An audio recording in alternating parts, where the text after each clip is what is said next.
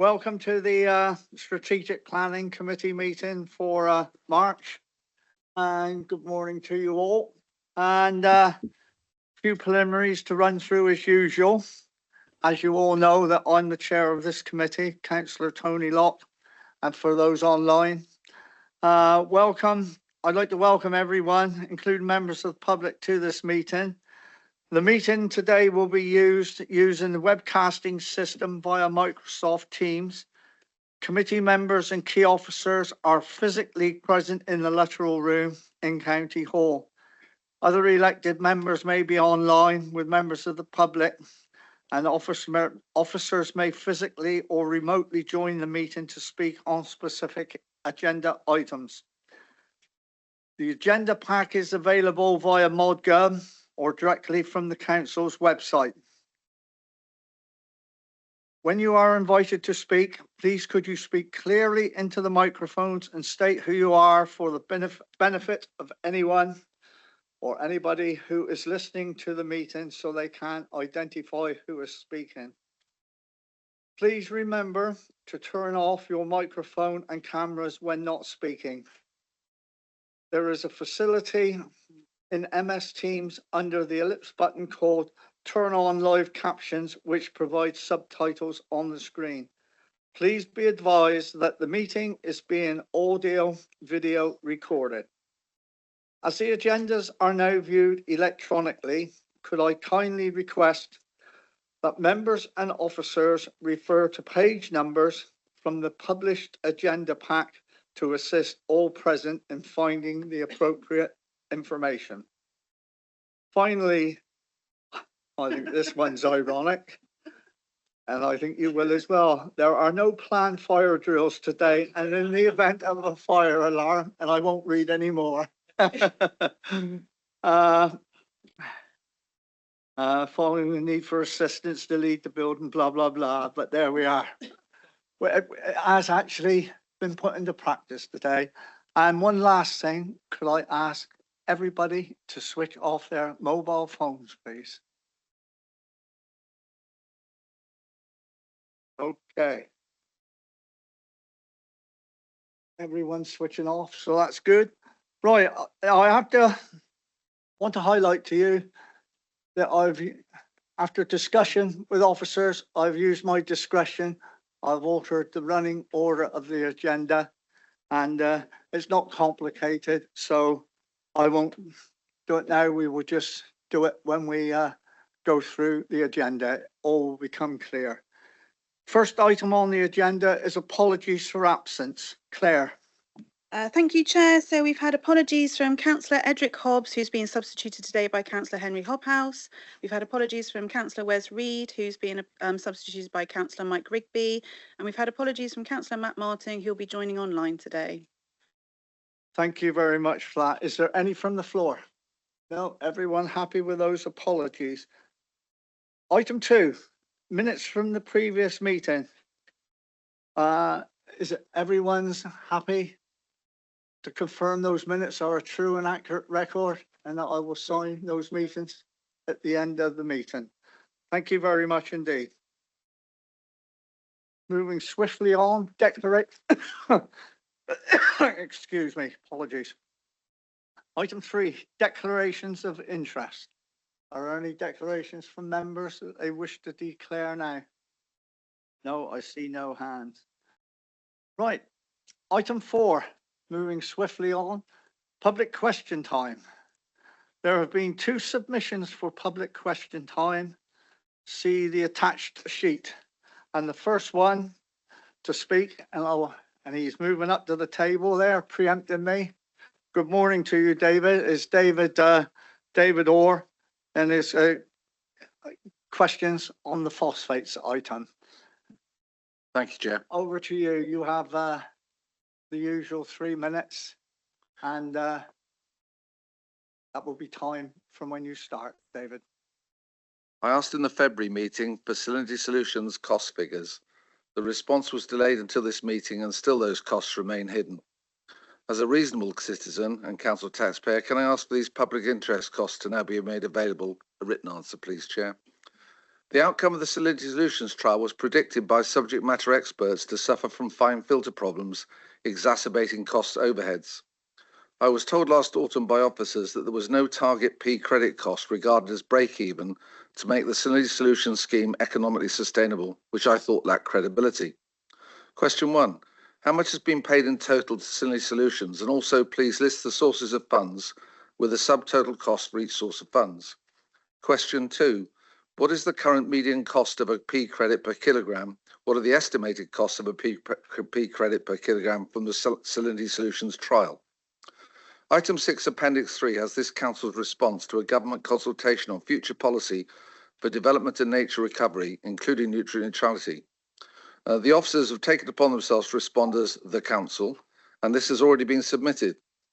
The officers' response is at odds with the can-do letter from Executive Councillor Rigby sent to the MHCLG Secretary of State, suggesting a catchment-wide approach to nutrient neutrality and counting water company P removal headroom for new population.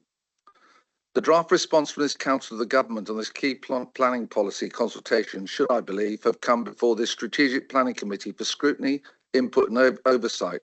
Why didn't it? Was Councillor Rigby consulted before this response was submitted? Were key partners like Natural England and Wessex Water consulted? From the actual consultation paper, first of all, the government identifies the problem aligned with the way we see it. The current approach can also be burdensome, costly and uncertain. For example, in the case of nutrient neutrality, a high level of technical knowledge and bespoke calculations are needed, even for small developments, requiring each development to be linked to specific mitigation measures, with development being blocked where such measures are not readily available. Then the government suggests something in line with Councillor Rigby's letter. Under the new approach, where development in a specific area is expected to impact a protected site, as is the case for nutrient neutrality, the Secretary of State may determine that a delivery plan for nutrient mitigation operating at catchment scale would be more effective. There's no substantive response from this Council on those 2 points. This Council is awaiting legal advice, which I believe you've got now, with regard to counting Wessex Water's substantial P removal towards new homes headroom for P mitigation, 145 tonnes in total, but I don't know what the figure is for population growth. We only need 2.4 tonnes of P to basically release held up housing and get on with getting a 5-year housing supply. Why wasn't that nutrient neutrality policy legal briefing put to government alongside Councillor Rigby's salient points in the letter to OHCLG? The nutrient neutrality status quo is, in my view, failing Somerset. Opportunity via this committee to inform and influence future government policy on nutrient neutrality. Is the mantra now officers decide, members don't even advise? Thank you, Chair.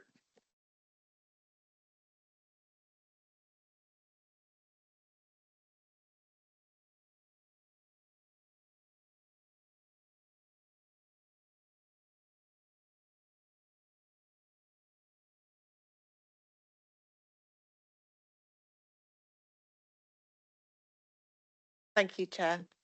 So in response to question 1, in terms of Salinity Solutions, the Council published external spend over £500, and we can confirm that the contract value for the Salinity Solutions trial was £108,500. This was fully funded by the government grant as part of the original local nutrient mitigation funding bid. And this was revenue that came from the revenue funding that we were provided by government and not the capital grant. The cost of the current cost of a P credit, there are 2 different items here. So the Salinity Solutions trial was looking at temporary credits, and the current cost of a permanent P credit in Somerset is about 35,000, although we are aware of some lower figures, and we'll put the link to that provided by WCI at £30,000 per kilogram. What we can also confirm is that Somerset provides the cheapest credits nationally now compared to other local authorities. However, the Salinity Solutions trial was looking to provide temporary credits, and the cost for temporary credits is significantly lower than permanent credits. The market cost of these are lower, but currently the most cost-effective measure is fallowing land for temporary P credits. And the Miss Countess trial is expected to lower the cost of temporary P credits in Somerset as it provides an income on fallowed land. but we haven't got confirmed costs yet on temporary P credits because the market's still in its infancy. In terms of the letter referred to from Councillor Rigby, and the response that we provided to the government's working paper, this was not a formal consultation, and the draft officer response was shared with Councillor Rigby before submission. Regarding this, the officer response being at odds with the letter by Executive Councillor Rigby to MHCLG Secretary of State. Officers are not able to comment as we weren't aware of the letter, and the question has been forwarded to Councillor Rigby for a response. So, Chair, you might want to refer to Councillor Rigby for a response on that one. With regards to the legal advice that was jointly commissioned, there will be a response from the Executive Director later, and we can insert that response into the minutes. Do you want me to pick up Councillor Hobhouse, Dr. Clegg's questions? He's online. All right. He's online. We will give him the opportunity to read his question out. So the answer is no, not right now. Thank you. Thank you for your response, and I take it you will be sending a full written response to Mr. Orr. Thank you very much indeed. The next public speaker is, as you've just alluded to, is Dr. Clegg, and I will welcome you to the meeting this morning and ask you to read out your question if you would be so kind, and you have 3 minutes, the same as the previous speaker. Over to you.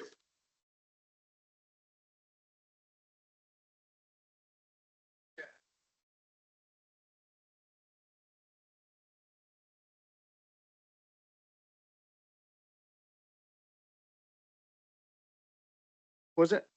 Oh, I wasn't aware of that. Who has his question? You. Right. Okay. Problems. Okay, I live in Martock, where the River Parrett enters its artificial channel across the Somerset Moors to the sea. I've been measuring the phosphate flow in the Parrett catchment for 3 years. This evolved into 2 main studies. One is a seasonal study of the flow from South Parrett near the source to West Sedgemoor, the largest Ramsar area on the Somerset Moors. It included Wetmore, the Ramsar east of Langport. The second study is a weekly monitoring of the Parrett phosphate load at Chisleborough and the Langport, which uses Environment Agency flow data. The purpose of both has been to try and collect field data to shed light on an alarming decline in the ecological status of the moors in recent decades. I would like to report 3 relevant outcomes. Number 1, for the first time, probably for decades, we observed a good phosphate reading at Langport yesterday, the 10th of March. The good/moderate borderline on the Environment Agency scale is 0.094 ppm of phosphorus. This improvement follows the installation by Wessex Water at the end of last year of phosphate removal stages at 5 upstream sewage treatment plants. This programme was designed to remove around 70 tonnes from the river each year. We anticipate that the improvement we report will continue, but slowly. This because the considerable reduction in phosphate we have noted in individual sewage works outfalls is buffered in the main river by the large quantities of legacy phosphate tied up in the river sediment. Number 2, the Wessex Water improvement we are now seeing will have little impact on the 2 Ramsar areas because the river flows past them and not through them. This was and still is the primary purpose of the artificial river channel begun 6 centuries ago. Environment Agency flow data suggests, for example, that less than 0.1% of the phosphate in the Parrett enters West Sedgemoor. And number 3, we are observing a steady deterioration in phosphate contamination in the West Sedgemoor drain. This originates on the Stoke St Gregory side of the moor and pollutes the main drain, which is itself an extension in the moor of a small stream which flows and brings some phosphate from the Black Downs. The phosphate is not due to water from the Parrett. In the same area of West Sedgemoor, we have initial evidence that withy plantations appear to be effective at removing phosphate from the rinds. It is not my intention to make any comment on the relevance of this work to the catchment mitigation scheme beyond noting that while mitigation measures will doubtless impact phosphate flow within the catchment land area, they cannot have more than a minimal impact on the health of the waterways within the Ramsar areas. Phosphate is very strongly bound to the clay and tends to stay there. This raises the important question we should all be taking note of as we consider biodiversity policy. If it is not parrot catchment nutrient pollution that is the fundamental cause, the ecological deterioration of the levels and moors, what is it? Thank you very much for that, Claire. Kate, you're going to take this one as well? Yeah, thank you, Chair. Yes. So the council appreciates the monitoring work being undertaken by Dr. Clegg and his colleagues, and this has previously been shared with Natural England, and their response was shared with the executive on the 5th of June 2024. We will, of course, follow up with Natural England to understand whether the further evidence provided by Dr. Clegg's work allows the local planning authority to take a different approach, and we'll feed back on their response. Thank you. And I take a full written response will be sent to, thank you very much indeed.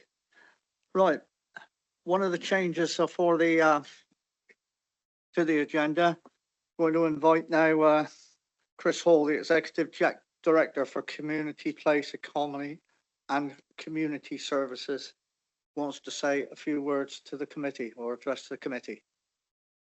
Over to you, Chris. Morning, everybody. Thank you. Yeah, so as introduced, my name is Chris Hall, one of the executive directors here with Somerset Council. Thankfully, the chair has given us consent at relatively short notice to provide just a quick update, making you aware that the awaited KC opinion that was jointly commissioned by Somerset Council and Councillor Henry Hobhouse arrived with us last week. He's further supported our request to attach that opinion to the minutes of this meeting, and in doing so, we'll be making that opinion public. As you will be aware, that the whole matter of nutrient neutrality is a complex one, and officers are working through the next steps, particularly focusing on collating the evidence as required by the opinion. As a result, we're not in a position today to answer the numerous likely questions that this creates, but we wanted the earliest opportunity to make the committee aware of that opinion and for you all to be able to have access to it. That's it from me. Thank you. Thank you very much for that, Chris. I'm not taking members of the committee at this moment in time unless the phosphate progress report from officers, unless they are happy for a couple of councillors who have indicated they wish to speak now. So I'll let those councillors then let you come in with your report. It's on that specific item of from Chris. Right. Okay, thank you. I will go to Councillor Rigby first, who is the executive member with the remit for this committee and planning. Thank you.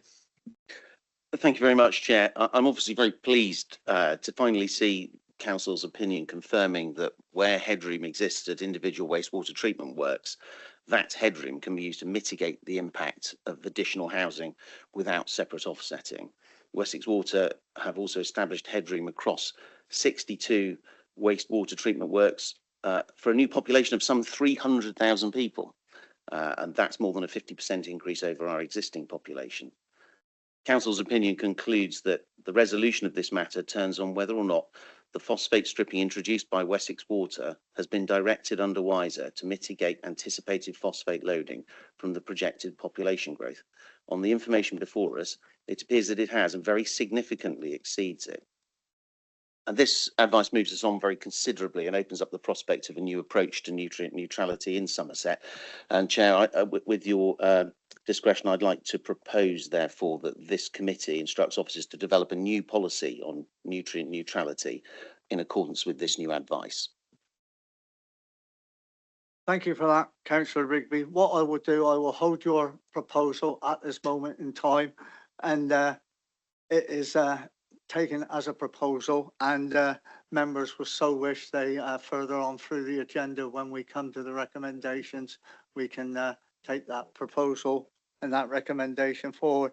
Councillor Well, Will, did you have, I haven't invited you to speak. Miss- I'm just asking you not to speak over myself when I'm speaking or anybody else, because I want to go to Councillor Hobhouse, please. Thank you very much indeed, Mr. Chairman. I wanted to explain to the rest of the committee exactly what the legal opinion says and what it leads to.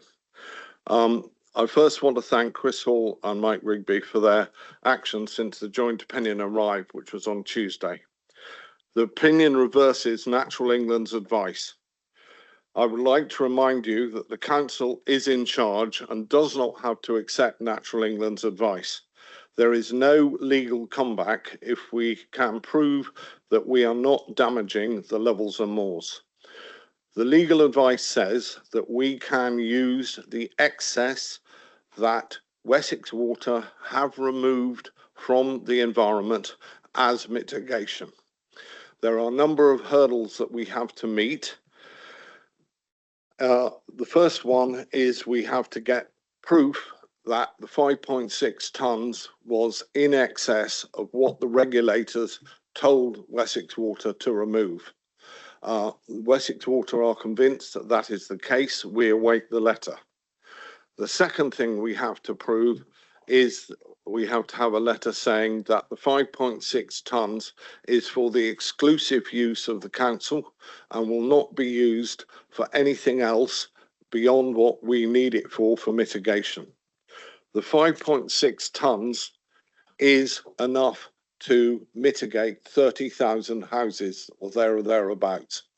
And this is way beyond either the 11,800 or the 18,000 that we've got lined up. The savings for this council are large. Every 106 agreement under the present policy requires a page and a half to 2 pages of 106 legal agreement, which is specific to the actual houses that are being built under that 106, so that everyone is different. The second thing is that we have to inspect the mitigations to ensure that they are being carried out for 80 to 120 years. And that is going to cost quite a lot of money if it's done properly. We will rapidly have a 5-year land supply with the benefit of not having 400 families in bed and breakfast and hotel accommodation, which is the case at the moment because we can't house them. This joint opinion does not take us out of the habitat regulations. What it does is change the way that we're working with the habitat regulations. And that means that we still have the environmental protections on the levels and moors. And finally, we have done nothing in 3.5 years to get the data to find out what is actually happening on the levels and moors. And this will allow us, if the government agrees, to use the money that we haven't put in contract of the 9.6 million to actually get the data that we need to understand what is causing the eutrophication on the levels and moors. As you heard from Andrew Clegg earlier, the belief is that a lot of the increased eutrophication is due to climate change and the fact that just to remind you that when water heats up, oxygen is released, and there are a whole lot of studies around the world that say if you put oxygen back in with eutrophication, you remove that eutrophication. Thank you for letting me speak, Mr. Chairman. I can put up the conclusions if you want them put up onto the board so the members who haven't seen the joint opinion can see it. Claire has those conclusions ready to go up. Your choice. I'd like to hold fire on at this moment in time because I've gone, as I say, I've used my discretion this morning because of the importance of this item and getting it all dealt with together, letting your good self and Councillor Rigby speak now.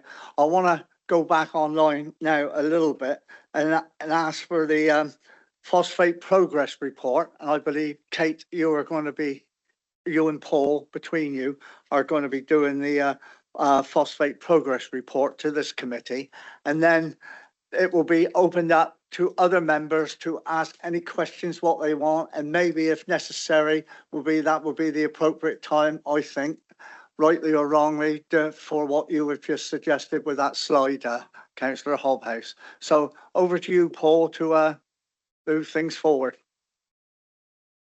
Thank you, Chair. Good morning, all. This is a phosphate update which basically On here, Paul. Can you pull the mic real close to you, please, Paul? We'll go down like this. Can we hear him now? Yes? Right. Okay. The purpose of this report is to provide, first of all, members with an update of where we are in regards to phosphate mitigation in terms of nutrient neutrality on the Somerset levels of moors. The update also covers the River Act special area of conservation. As we're aware, the River Act, we're talking about the River Act that feeds into East Devon. Moving on, we're also given an update in terms of recent government announcements and changes to the legislation. Please note, after we published this committee report, there was the publication of the Planning and Infrastructure Bill. To those ends, we've given an update on that as well as part of the presentation, but it's not within the information packs circulated. And then my colleague Kate will then give an update on where we are on Local Nutrient Mitigation Fund in terms of the Council's award of 9.6 million and where we are. In terms of background, I've no need to really to update members. You're all aware that we were advised on the issue around nutrient neutrality on August the 17th of August 2020, that planning authorities in Somerset Council, and at that stage that was the 5 unitaries, and then the County Council along with Dorset Council received the advice from Natural England concerning the unacceptable levels of phosphates entering the Somerset Lemmers and Moors Ramsar site. Since then, a large proportion of new development, particularly housing, but there are other forms of development that are impacted, need to demonstrate nutrient neutrality. There are further details on the Council's website on this matter and also in previous committee reports. In terms of where we are, I can now go in terms of a broad update on the holistic things affecting the Somerset Levers and Moors Ramsar site. In terms of our phosphate calculator, as you know, the Council operate a phosphate calculator. That budget calculator is on our website. We're now on version 3. That last version was updated in November 2024. Following the launch, we have a number, as we usually do on these launches, a number of minor technical issues. These were all resolved. We've given a summary of what the issues were on our website. Unfortunately, the one thing that we didn't get approval was a lower household size. We were pushing at the last committee meeting, as we recall, of going for, we put evidence towards Natural England of a lower 2.03 average household size, but that advice from Natural England were not supportive. To those ends, we still use the figure of 2.29 within the calculator in terms of average household size, and that is lower than the national average of 2.4. As you're aware from previous presentations, Gerston Farm has become a national test case. It's often referred to as also the CJ Fry appeal. That planning appeal was dismissed in August 2022, and it's all due with the operation of the Halifax regs assessments. And you have heard Councillor Hobhouse refer to the Halifax regs assessment process already as part of this committee's hearings this morning. In terms of the details, the judgment was handed down on the 28th of June, dismissing all 3 grounds of appeal. I've given the web link there, and there are further web links within the committee report. This once again confirmed the Council's position in terms of the operation of the Habitats Regulations assessment in determining matters at the reserve stage, that approval of planning conditions, even if conditions do not relate to drainage matters, are caught by this decision. The Supreme Court heard the latest appeal. This is the last opportunity to consider this matter. This matter was considered on the 17th and 18th of February of this year. We await judgment, but we anticipate that judgment will be at least a couple months away.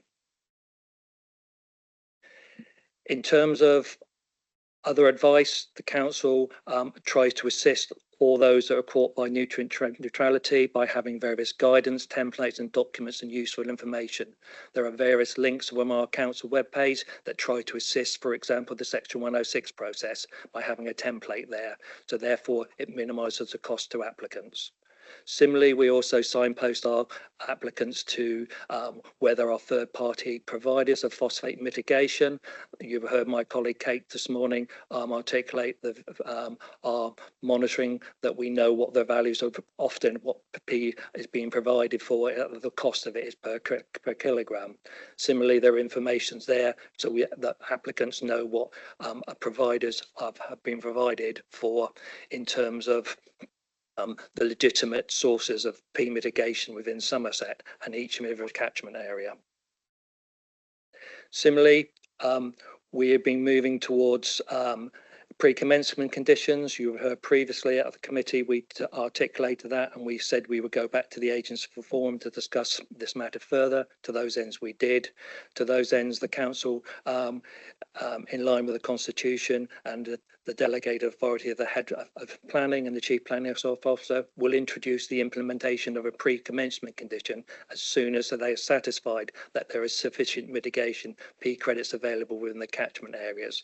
Clearly we've got the discussion we've had this morning in terms of pre-council's advice, etc. So we will have to take that on board. In terms of catchment updates, in terms of the River Axe catchment, as I previously advised, the river catchment here is the River Axe that feeds into East Devon District Council. East Devon Council are the lead authority here. To those ends, both Dorset and Somerset and officers from those two authorities assisted East Devon in submitting their bid, which was the Local Nutrient Mitigation Fund bid round 2. That was successful. East Devon were awarded 4.09 million. For further details, look at the website and also the links within the committee report. They give further information around the governance arrangements regarding the mitigation measures being pursued by East Devon District Council in terms of the river catchment area of the River Axe. In terms of catchment areas within Somerset, as you know, there are 3 effective river catchment areas. I'll take them each in turn. First of all, the River Boo. There are details within the committee report that give further details in terms of where we are, but in terms of an overall summary, 6 applications equating to some 715 units, which do not have proposed mitigation solutions in place. These include Canard's Grave, allocated site in Shepton Mallet of 620 dwellings, where the revised application is now being considered. As previously advised, the council has signed off 4 third-party P credit schemes in the Brew. For further details, look at the committee report and the paragraphs within there. Turning to the River Parrett, the headline figures remain pretty constant, with circa 3,000 dwellings currently affected, subject to live planning applications, which total some 250. A further 1,000 dwellings benefit from a resolution to approve permissions, with phosphates waiting to Section 106. Similarly, with regard to Entrade, there's been no real movement on the Entrade, with the 2 completed markets in terms of its agreements with the council allowing a series of markets over the 5-year period. Further information in terms of where Entrade are is available on that link shown on the PowerPoint presentation and also within the committee report. Turning to the River Tone, approximately 111 planning applications have been submitted, which require phosphate solutions. This includes the application of phosphate solutions that are agreed but are awaiting Section 106s to be drafted, or for other planning matters to be resolved. This includes 29 applications for major developments and some 3 applications for discharge of conditions and 2 applications for approval of reserved matters. Overall, this equates to some 5,233 dwellings. Overall, we've also, within the committee report, given a progress update on where we are on the River Tone P credits. That's the council-run scheme. Paragraph 38 of the committee report highlights that in terms of the summary of number of homes and locks in terms of rounds 1, 2 and 3. Overall, this table here provides a summary of where we are currently in terms of those planning applications and number of dwellings affected by nutrient neutrality. In summary, you can see at the beginning consented awaiting section 106, we're talking approximately 1,500. Unlocked to date, we're talking about 4,900. These already have phosphate mitigation solutions, i.e. phosphate neutrality is no longer an impediment. Of the remainder, 6,300 are awaiting a phosphate solution, which leaves then the balance of 5,300. No mitigation in place yet. These are future housing sites. They're not subject to planning applications. They're in the system, but they haven't submitted a planning application yet. The source of that is, in terms of further information, is detailed within the committee report, especially Appendix 2.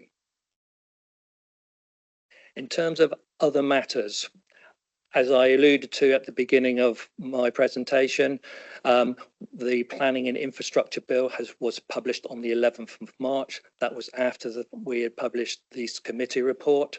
To those ends, I have provided in this presentation a link to the Infrastructure Bill. It is very long and wide-ranging. Officers are still looking at the issues and implications of that bill. The bill concludes provisions regarding the environmental outcomes, including nutrient management.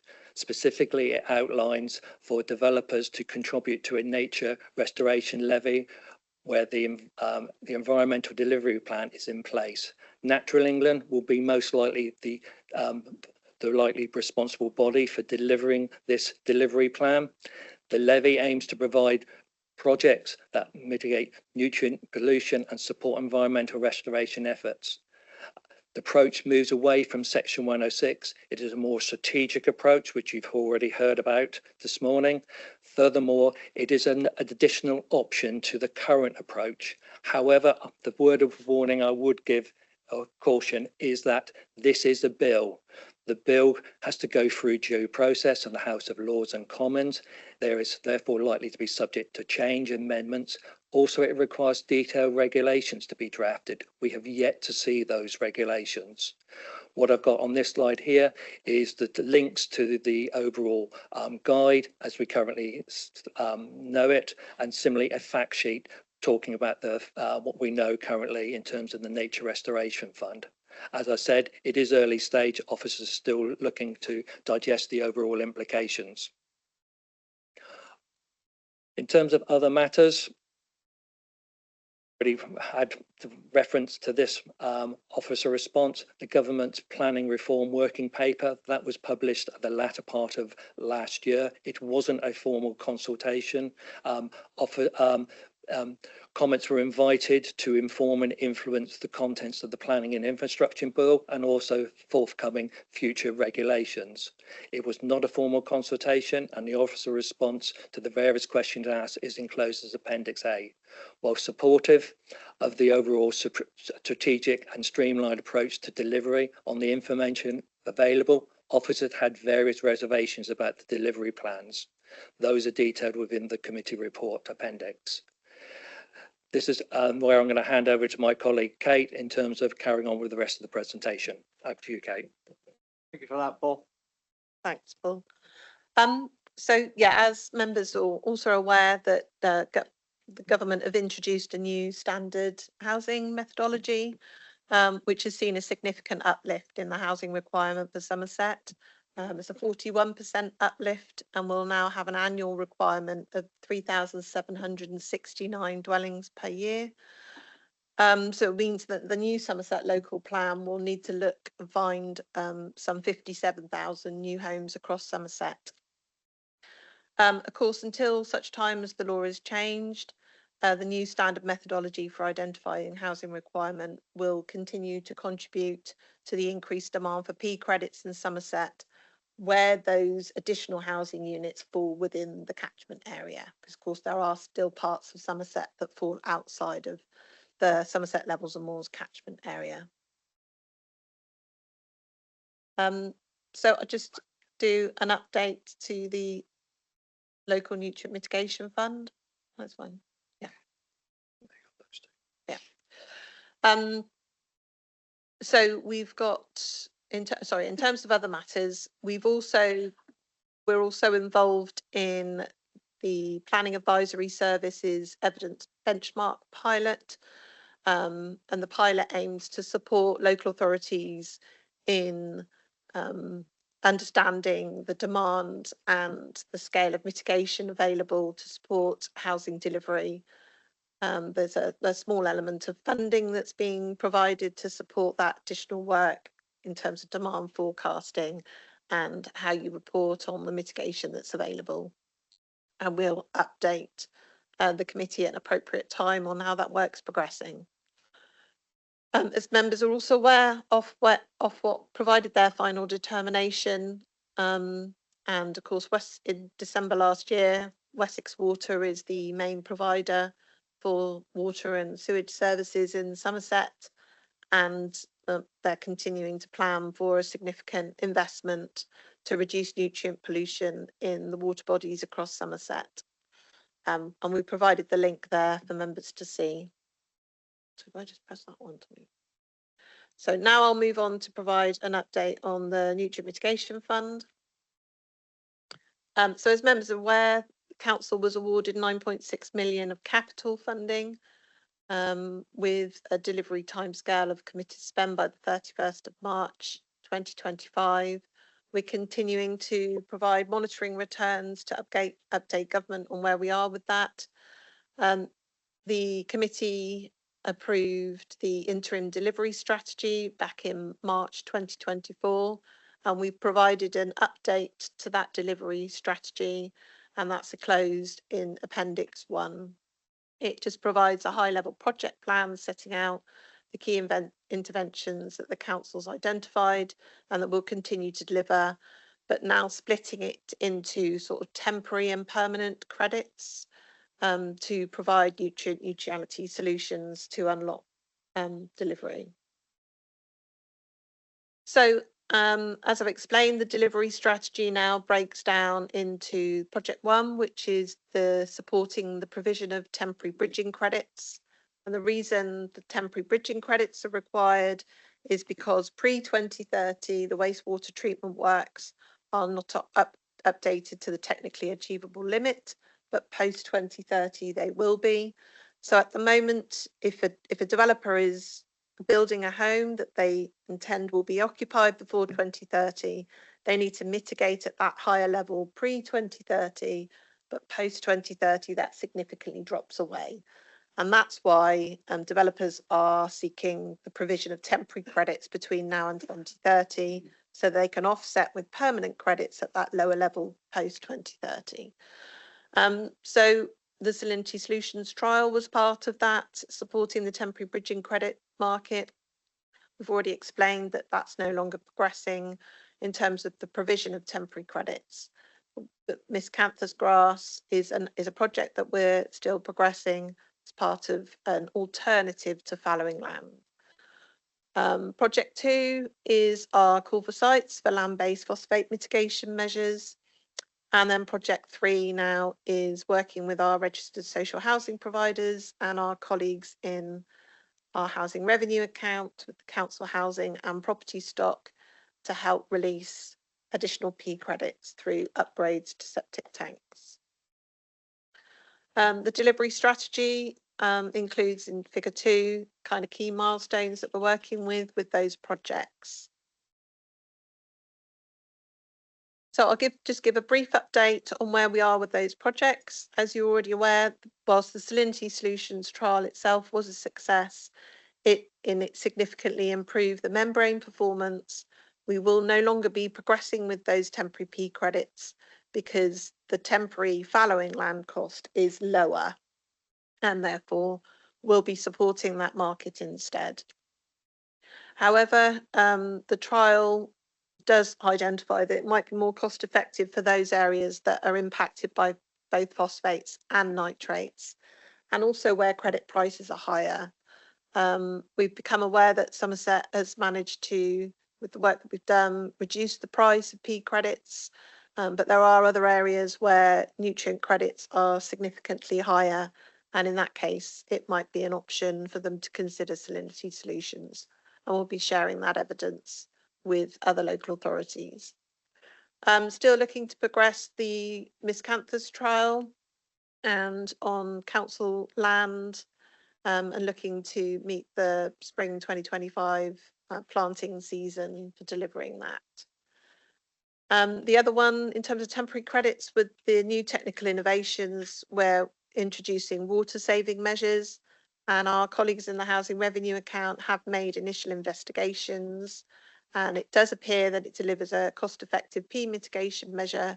However, at the current time, they're mainly focusing on upgrading sewage treatment tanks in the housing stock and other properties owned by the council.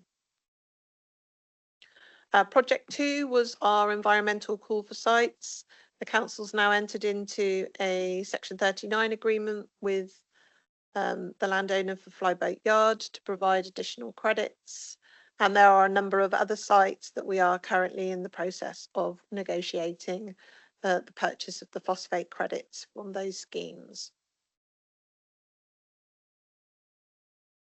Project 3, again, working with our council housing colleagues, the members approved funding to be transferred to allow the upgrade of those septic tanks in council owned properties. They've got a programme manager in place and the procurement process is underway, and they'll be in a position to progress those projects shortly.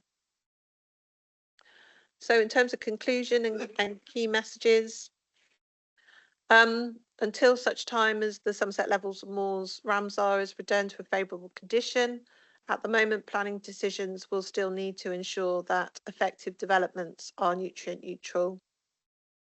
The new Planning and Infrastructure Bill introduces the option that developers can contribute to a nature restoration levy, subject to an environmental delivery plan being in place that we understand will be administered and run by Natural England.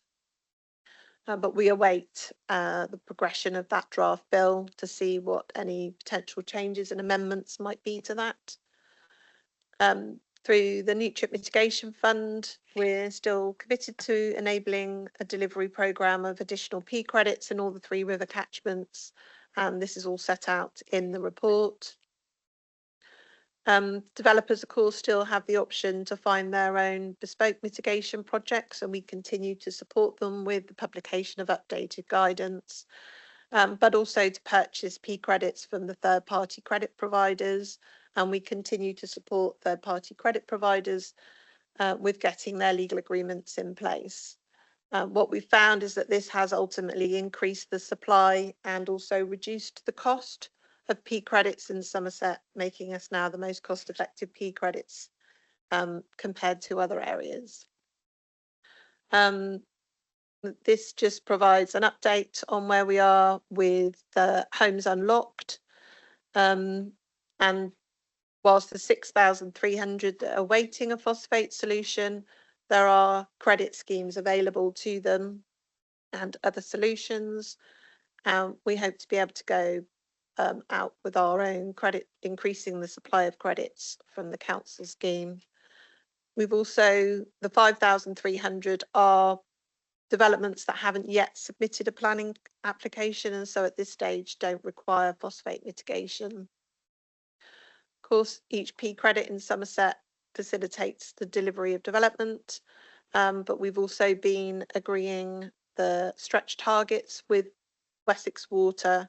So where there is headroom in those wastewater treatment works, it significantly reduces the amount of P mitigation that developers need to find. The one example as well is we've got a stretch target on Langport, the one that Dr. Clegg's work has highlighted in terms of improving its performance. However, there are still other factors that are impacting on housing delivery nationally, even in those areas not impacted by nutrient neutrality, including development viability, and the impact of inflation and increasing in build costs that's contributing to a continued decline in national housing.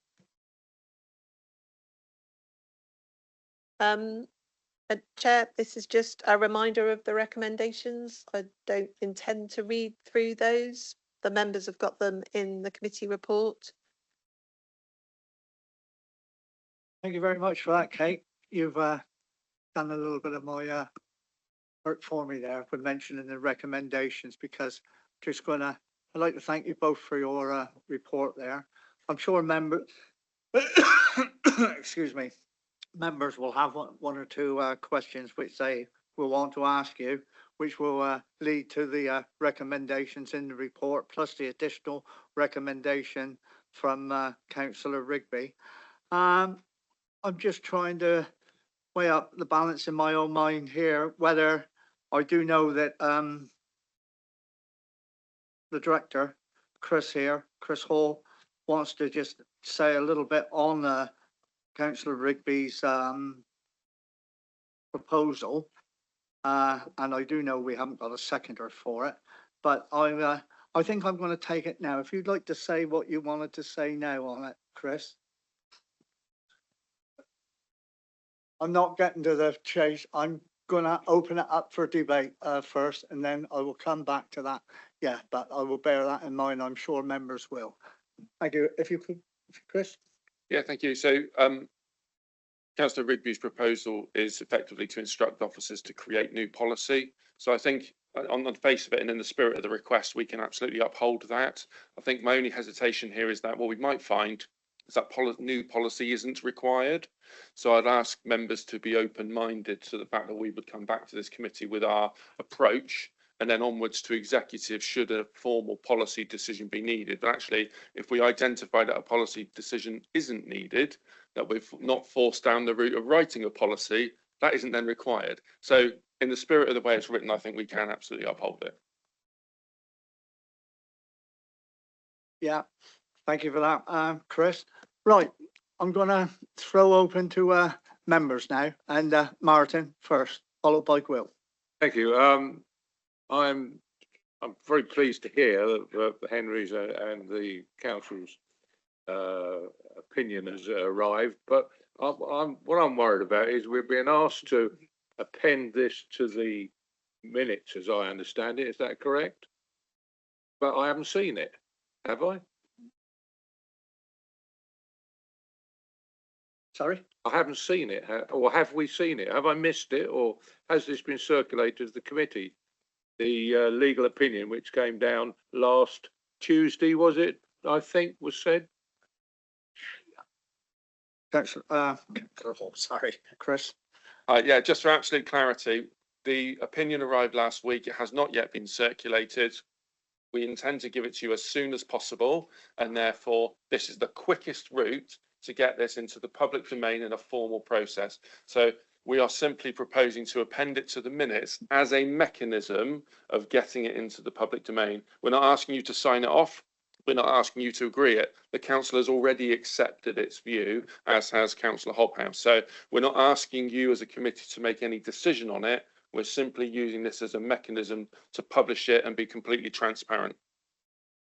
And to get, as you say, to get things in the public domain, it doesn't mean to say it's operational at this moment in time, but with the delay and the hold up which we've had with the nutrients over the last few years, it is better to get everything in place that we can get in place and be seen to be ready to move if needs be. Thank you. Do you want to carry on, Martin? Did you want to follow back quickly? Another couple of points, but I'll sit back and come back later. But I'm still somewhat confused about being asked to deal with something which I haven't seen. But I'm sure the Chris is wanting to move it forward, and probably Henry as well. And Mike Rigby over there.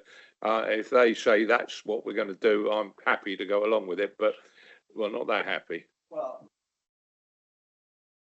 the thing is, as a committee, at the end of the day, we've got to be seen to want to be moving forward and not delaying house building any further than what it has been over the last few years. And anything which does that, I think this committee would be a recommendation acceptance for. Not trying to preempt or trying to persuade you to do anything, but we have to be seen to be encouraging house building going forward because of the shortage which there are. Gwyl. Thank you, Mr. Chairman. clearly this is a very complex and complicated subject. So your permission, I'll go back to sort of first principles, if I may. And the question I always ask in situations like this is, what are we trying to do here? Well, the council, it finds itself in a cleft stick on this one, because not only we're the planning authority and we have targets to meet in terms of house building, but we are also the appropriate authority in relation to the habitats regulations, and therefore it's our responsibility to interpret the information in front of us and take a view on whether there will be harm or not. Now, the original letter pointed out that there was a significant level of phosphorus on the Somerset levels. Afraid solutions and levels are going to get very complicated, so please bear with me. So the amount of phosphorus on the Somerset levels in the Ramsar site is at critical exceedance, and so Natural England wrote to all the councils saying this cannot be allowed to continue, and so therefore anything that contribute. Can I just sorry to interrupt you, Will. I'm want to ask you from the chair. And I say, though you might think it's relevant from your point of view, but not to take us back over old ground which we are covered. Unfortunately, we have lost a lot of time has been lost through what reason, way, shape, or form, and we have to move forward. We have to do what is best for the communities we represent. So, as I say, I would implore all members that we are in a position where we are today with the phosphates, and it's unfortunate that you haven't received the legal report, but it is everything that it says, and we have to be looking to move forward and not try and analyse what has happened in the past. So sorry to interrupt you. Thank you, Mr. Chairman. Back to my original point is, what are we trying to do here? Now, various references have been made to the condition of the levels and moors. So are we trying to restore them to favourable condition, or are we trying to stop the deterioration? I think that's a key point. Now, I haven't seen the KC's opinion, but I think Henry mentioned something about headroom. So actually, that if we use the headroom that the new sewage treatment works have created, then we can go forward, because we're not making the situation any worse. However, that of course does not solve the problem. And so the planning and infrastructure bill, I think, sounds, if it's going to start taking funding, allow bodies like Natural England to institute on-site solutions for the various problems, then I think that probably is the way forward. Now back to I think the proposal, which is looking at the KC's opinion and the policy, our policy position in relation to this. I think that's absolutely correct. I think we have to develop that, certainly in consultation with the regulator of the Environment Agency, Wessex Water, Natural England, to make sure that we're not misstepping. But as I say, back to first principles, we have two responsibilities here, and we're in they don't match. We're in a cleft stick. So I'll leave that one there. The other point I was going to make was about miscanthus. I think there was reference made to the fact that if we plant a lot more miscanthus, that will be a good mitigation measure, and it won't cost quite so much, because actually it's one of those things that makes money. The problem is that, of course, more miscanthus you grow, the oversupply, the price will start to come down. So you actually can't cover the entire county with miscanthus, because the crop will become valueless. And we need to bear in mind that there will be a sweet spot in areas that can be covered with miscanthus without damaging what we're trying to do, because miscanthus is a long-term crop. It's not something that you fall in and out like wheat every year. It's there for years and years and years, and you have to have a long-term market supply, and you don't want to oversupply that market. Thank you, Mr. Chairman, for your indulgence. Just before I ask officers to clarify any points they wish to on your comments, as Henry's name was Councillor Hobhouse was mentioned in that report, I'd ask you to come back briefly. Mr. Chairman, Claire has the conclusions of the legal opinion available to go on the screen, so the members of the committee can see it if you're under your discretion, you would like that to happen, because only the Liberal Democrat members of this committee have seen the legal opinion, because I sent it to them. Well, personally, I think everyone should see it.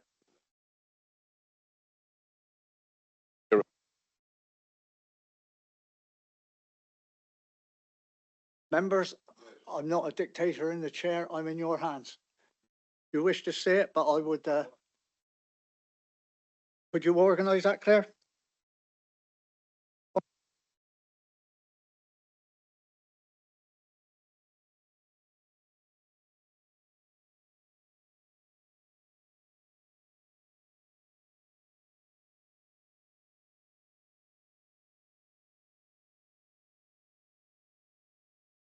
Councillors who want to pick up any of Gwil's comments? Or do you want me to give you 5 minutes to read what's on the screen?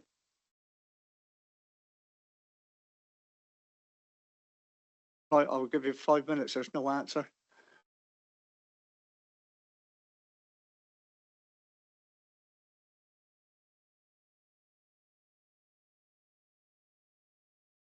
Or until you've all said you've read it.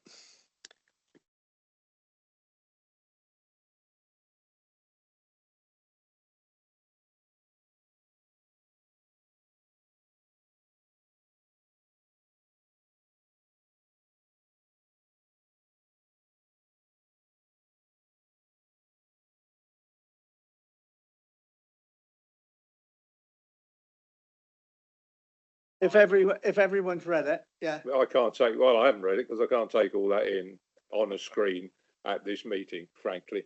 It's not the way I'm used to dealing with documents. So I'm happy to have it circulated to me, and then take whatever action you're going to take with it. I will probably agree to, but this isn't the way to deal with a legal document like that, quite frankly. The flurry of hands caused. So let's just be absolutely clear. Council's received it. We accept it. We're not asking you to do anything with it. No decisions are being made on it today. We are simply using this as the committee that has always managed our issues around nutrient neutrality. We're using this as a mechanism to get it into the public domain. So you're not being asked in any recommendations today to do anything other than the proposal from Councillor Rigby, which is effectively to send officers away to consider it and tell us what it means. So roughly translated. So I don't want you to be offended that you haven't seen it yet. This is the mechanism for you to see it and for it to be published. So it is our mechanism of being transparent without forcing you to make any decisions on it today. Which I've already suggested that if what Councillor Rigby had proposed in this is agreed by this committee, that if it is not required, it is not worked on.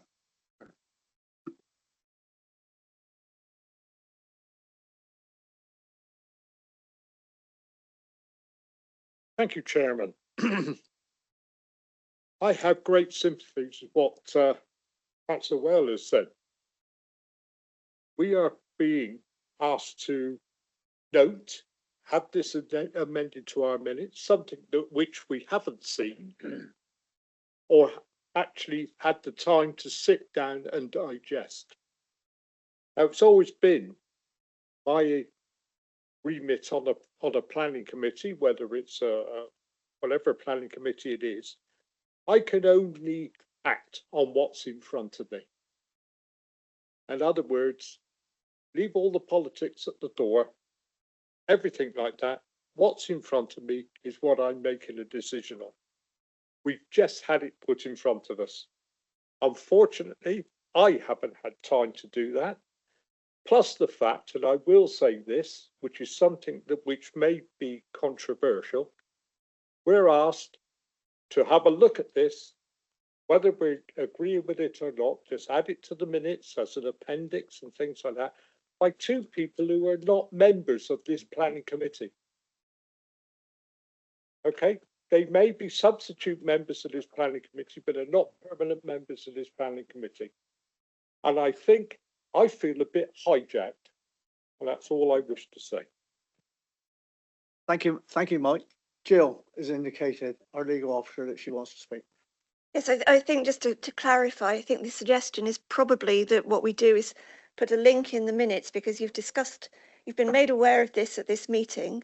So what we will do is put a link to the document in the minutes so that you can access it through that link, rather than incorporating it as a decision of this committee, because yes, it hasn't been in front of you in that sort of way, but it has been raised as part of this nutrients report, so we can give you a link so you can then look at it at your leisure. And as Chris has said, we will be coming back with more detail on it and picking up the recommendation. If you vote for that, we're picking up the proposal that Councillor Rigby has put forward. So it'll just be a link so you can see the document yourselves. Okay, thank you for that, Jill. I hope that helps a little bit, Mike. Sorry, who was next? Andy? Thank you, Chair. Councillor Dunk, I just thought it's something that we obviously haven't seen, and obviously the officers are going to have a look at this. And what we want is for them to do a quick report and say what the implications are. Do we have any idea on how long that's going to take, and when we can reconvene as a committee and discuss the implications? Because it's rather pointless at the moment discussing them, I think, in full detail, because it would just be a discussion. I think we need to absorb the details. Do we have a deadline or a timescale for this? Well, that's a question that's been asked. Who's going to answer that one? I'll give it a go if you don't mind. So I don't think we do have a deadline yet. I'm going to draw you back to, there is nothing in the paperwork presented to you today that seeks us to discuss the content of the legal opinion. It is purely a mechanism of getting it into the public domain. I have to say, I rather expected members to be satisfied and happy, actually, in fact, that we were publishing it at the earliest opportunity, rather than a perception of hijacking. So I'm a little caught on the back foot with that one. So we're not asking you to note it. We're not asking you to accept it. We're simply saying the council has it and we want to release it as fast as possible. And all other recommendations other than Councillor Rigby's are a reflection of the paper that has been presented by Kate and Paul. So this wasn't intended to be a topic of discussion. This was simply us saying, we've got it. I want you to have it as fast as we can.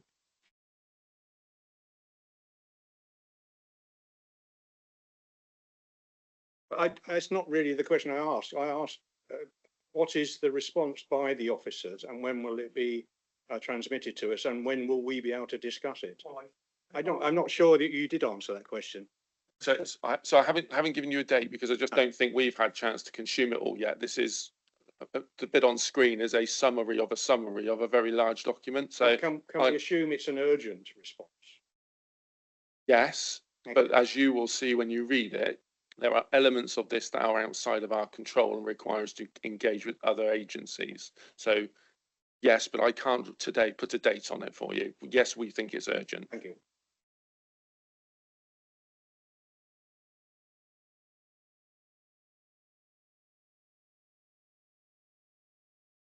I just want to saying this so that they know. I got one question from someone online, which I'm not going to take now while members of the committee have got questions now.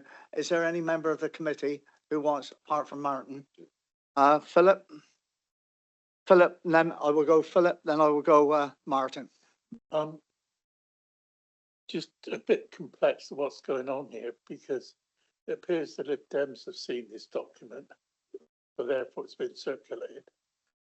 To circulate a document like this is only to press a button on a computer. Surely that could have been done before today. Oh, yeah, you can take it. I can't answer it because I... Yeah, so just to be absolutely clear, the council haven't circulated the report to anyone other than our lawyers and our internal planning team, and obviously Councillor Hobhouse has a copy of the report because he was a part of the joint commission. So I believe what Henry's saying, sorry, Councillor Hobhouse is saying is he has circulated it. The council's mechanism of circulating this formally is today to make it public as part of the minutes.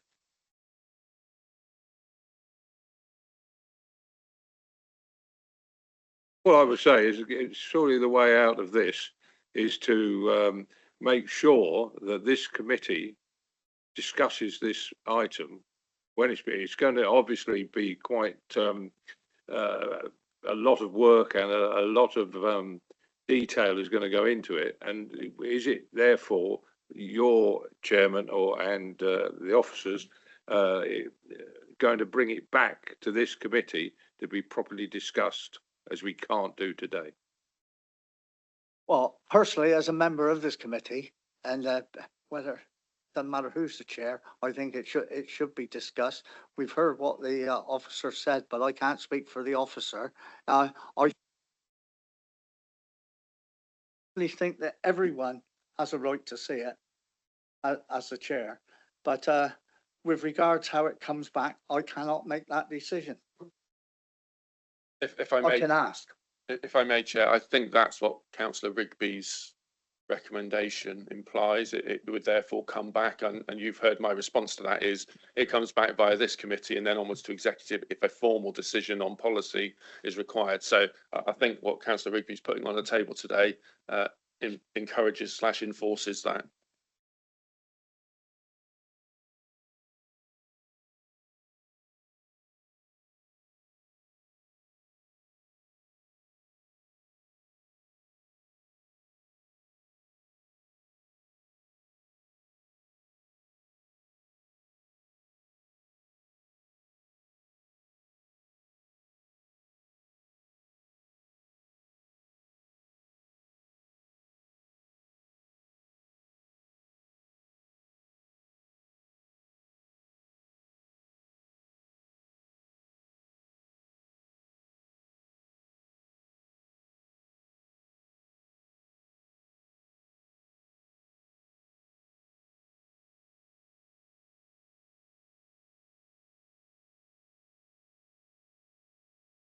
Councillor Osborne, are you still online?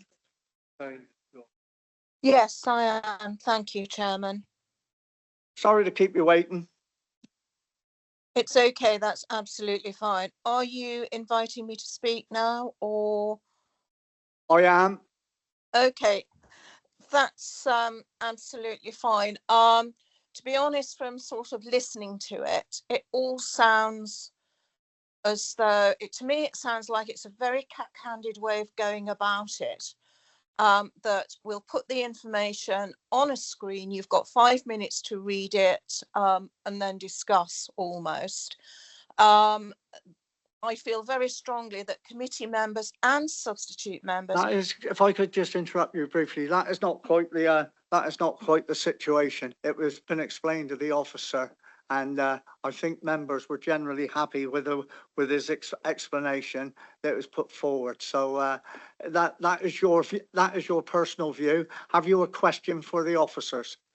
Yes, I have. When and where are you proposing to do, I did put it on screen, is there going to be an all-member briefing on this, because it looks like it's quite a significant change and it's going to have impacts in lots of different ways. Are you planning an officer briefing? And I would suggest as well, from the sound of it, that it looks like you may need a special meeting, that once you've all had a chance to ruminate over this large document, to bring it forward so the committee can actually do what it's supposed to do, which is discuss, scrutinise and formulate and agree on the policy. At the end of the day, as officers advise, but ultimately it's the members that should be deciding. Thank you for that. As I said, that question I believe was answered earlier by Chris Hall, the director, and he was, as he said, there may not be any need for anything to come back from that policy from the KC's report at the moment in time, but every member should have to see it. And personally, if you want my view about a members briefing on anything to do with planning, you can have a members briefing on it. Half of them don't turn up, and then half of them do. When they do come, don't listen to what's said. And but I do believe that the document, as I said previously, should be circulated to all members, because this is a complex issue which this committee has got to deal with, and it's not an easy matter. And that so many years have been wasted now with the problem, and now we have a way forward, and now we look as though we're trying to put or some are trying to put obstacles in between or in the middle of it to hold it up even further, where I think, yes, we have to be seen to be doing things properly, but we have to proceed in such a way that we're going to deliver %. And that is a need for housing. And that is what is held up by this phosphate situation at the moment. But everyone's situation and within this room who are not happy with everything have a right to say. No officer is trying to push this through, and no group is trying to push this through. It has come to this committee for a way forward, and it will be this committee who says which way forward we take this morning. Thank you.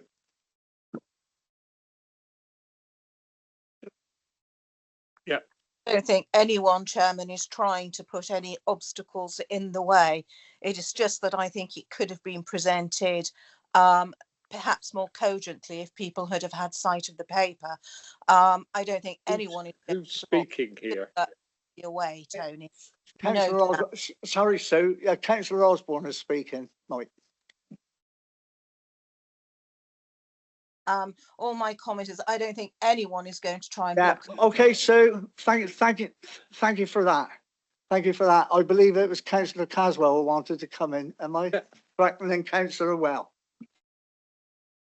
Chairman, I'm not trying to block anything at all. And we've got to have a way forward. And this is the way. What I want to just sort of make and highlight. Perhaps it's because I'm a country lad and I'm a bit thick, but I have to read things and digest what it says.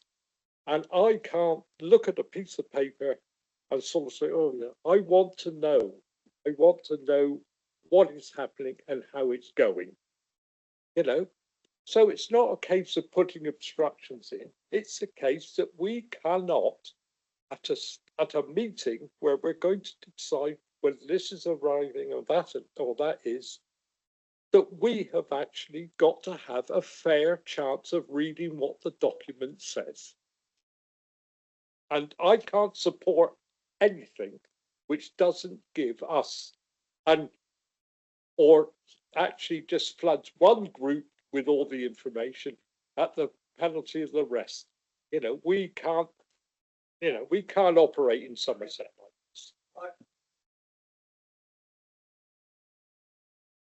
I would just like to say that at the end of the day, it will be the members of this committee who makes the resolutions, which we are going to make a decision, vote on the recommendations, which we are going to make a decision on. I've got 3 speakers, and after that, I would like to move on to the recommendations. And if you've got further recommendations you'd like to put there, that is the time to do it.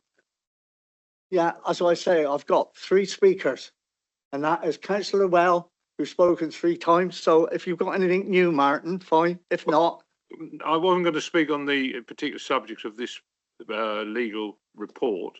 I was going to ask a question on Kate's recommendation. Is this yes, the recommendations? Well, and any questions? Is this not the time, or do you want to deal with the still go on with the legal argument? 2 speakers. Councillor Cole. Thank you, Chair. This outbreak of stupidity is catching. I thought the situation was relatively simple. As an authority, we have to get this document into the public domain. And the way this council works, it has to come here first, then go on after the officers have studied it, formed an opinion, whatever that opinion might be. It then goes back and goes through the rest of the process, which takes it on to executive, etc. So for me, this is very, very simple. We need to get this document into the public domain. This is what Director Hall has asked us to do. I think it's a really simple, let's get it into the public domain.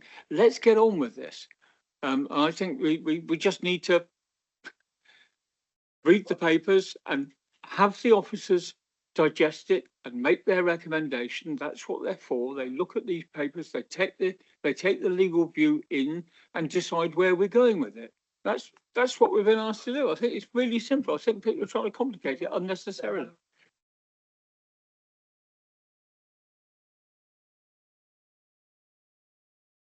Councillor Thank you, Chair. Thornton. Yeah, I think we're going round and round the houses on this one. Unfortunately, the legal opinion that came to Councillor Hobhouse and to Director Hall, Councillor Hobhouse circulated that to his own group, rightly or wrongly, but that's what he did.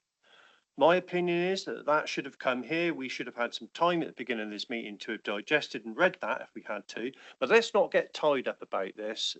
It's, as Director Hall has said, this is about getting it out in the public domain. And I don't want to say exactly the same as Simon said, but let's not go around the houses. This is what we need to do. Get it out there, get it done, get it sorted. Thank you. Right. I don't think. Oh, sorry. Norman Campbell. Oh, Norman, sorry, missed you. Though you're right in front of me. Thank you very much, Mr. Chairman. Much appreciated. I just a couple of things I want to make a point on. One is to congratulate Councillor Hobhouse and all those involved in getting this QC's decision. This is a problem, the phosphates, that has crucified many businesses in many shapes across Somerset and Taunton Deane in particular. So any resolution can't come fast enough, and this has the potential to have a major difference, as was explained earlier on.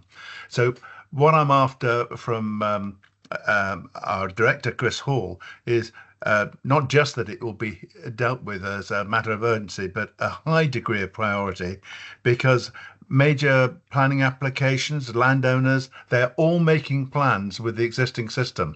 And if that is going to change, they need to know as fast as possible so that they can change too. So how fast can we do it is my question. Thank you very much indeed.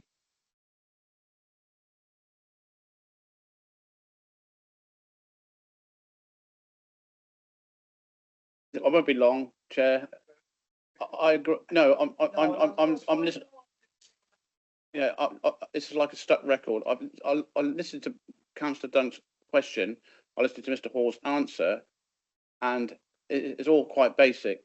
We're all repeating the same questions over and over again at the moment, talking for no reason. That's all I want to say. Okay, thank you very much. Philip, you are the last one, and then I'm going to move to the recommendations and say what I can say from the chair or what's say from the, and it'll be up to you members what we do. Philip. Well, slightly different subject actually. I was going to ask Kate why you're growing Missanthus, and if you are going to grow Missanthus, are you aware that all SFI applications have been submitted by central government? Okay. So if they're growing the miscanthus crop and in terms of nutrient neutrality, they're not eligible anyway for any additional grant from government. So what we explained in the report is that at the moment, the most cost-effective temporary credits are through fallowing land. So and landowners sign up to a condition that basically says we won't apply fertilizer, we won't put livestock on the land, and we won't spread slurry in sort of in summary terms. What that means though is that the cost of that P credit is the loss of any income from that land. What we've found is that if landowners are able to plant miscanthus, they're able to still sign up to that condition, but they won't be taking a hit on any income stream that they could get from that land because they're still getting an income stream from miscanthus. So it brings down the cost of a temporary credit. So what we've done in the work that we've done as officers is try as best as possible to support the credit market so that we can increase the supply, and by increasing the supply, bringing down the price. So yeah, that's essentially where we are with miscanthus at the moment.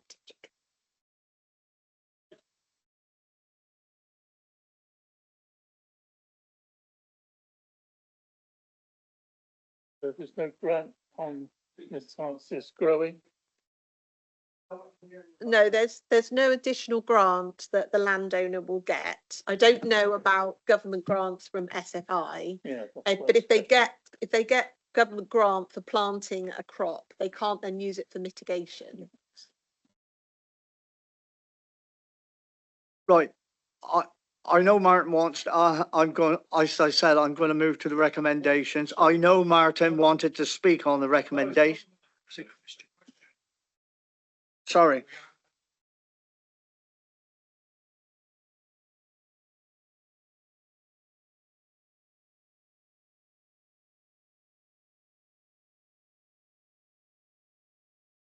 Well, in the report on a number of places is the point that it is a number of these matters are being delayed by awaiting 106 agreements, and that it seems to be quite an ongoing thread throughout the report.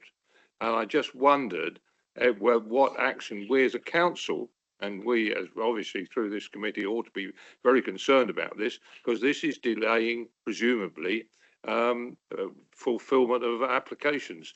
So can we have an opinion either from the legal or from Kate there as to what measures we as a council are taking to try and improve and speed up 106 agreements on these matters? Thank you.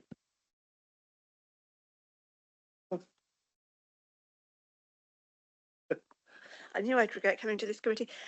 Yes, we're aware that it has been an issue over the last few months, and we are making sure that agreements and instructions are right. If we haven't got capacity in-house, we are outsourcing them, and we've been doing that over the last few months. We've also got some new in-house capacity on a temporary basis that I am hoping will be starting today, but I'm waiting for confirmation. Thank you for that, Martin.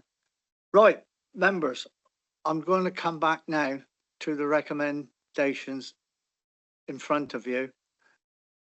We've had a recommendation also put by Councillor Rigby, which was seconded by Councillor.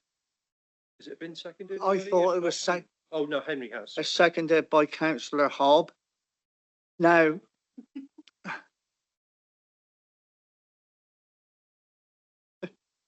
Councillor Hobbs, that'll do. Shorten his name. That's all right. Now, you've heard, there's been a lot of debate on this. You've heard on this, you've heard the recommendation. Is there any further recommendations you want to make to the recommendations on page 80, including the proposal put forward by Councillor Rigby? Before we decide anything, Chair, I would like to see or hear what those recommendations are. I've got problems with my computer at the moment. It won't let me in. And since the last time I came into this building, it did the same thing. So I would like to know what it is I'm voting on. I know it's controversial, but hey. If it helps, I'm happy to read them out. It might take me a moment. There's a few of them, but yeah, someone can read them out. I can read them out. I can read them out. I'm happy to go for it.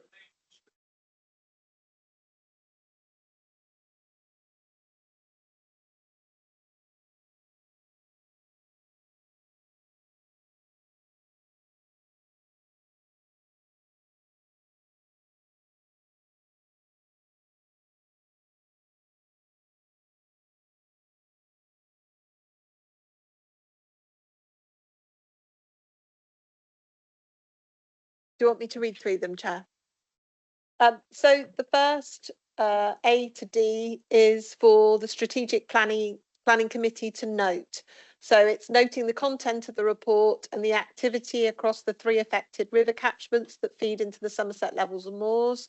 That's the Tone, the Parrett and the Brew, which continues to unlock the delivery of housing to ensure development achieves nutrient neutrality. Is for the committee to note the spend to date in 2024-25 from the local nutrient mitigation capital funding to deliver nutrient mitigation schemes in line with grant conditions. It's also to note the commitment of spend of the local nutrient mitigation fund as detailed in the financial and risk section of the report. And also to note, in order to demonstrate progress on phosphate related matters, a further update report to be provided to this committee in September 2025.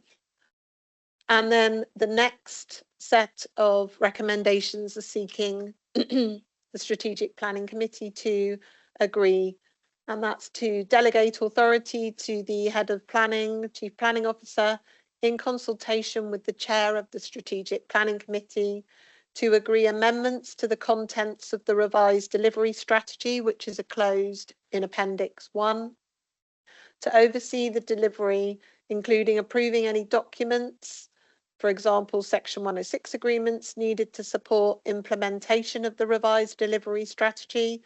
Again, that's enclosed in Appendix 1. And then it's also seeking the removal of the covenant between the owner of the site and the council for planning applications using the River Tone P credits to commence development within a 3-month period. Removal of the 3-month commencement period is to apply to existing and completed Section 106 agreements, and the 3-month commencement period is no longer necessary given the establishment of third-party credit schemes in Somerset.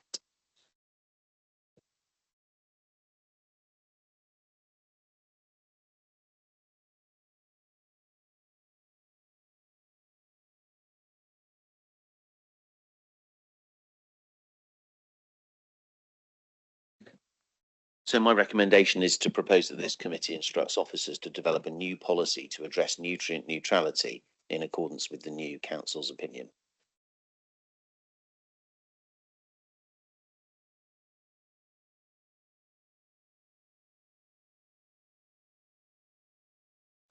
Councillor Rigby, could I suggest an amendment to that, if adding the words "if necessary"?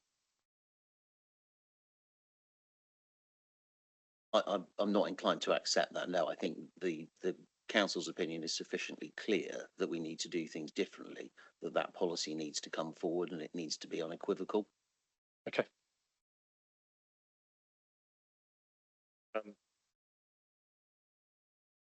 I mean, this is an amendment come forward. I think we're entitled to debate it, aren't we? Yeah.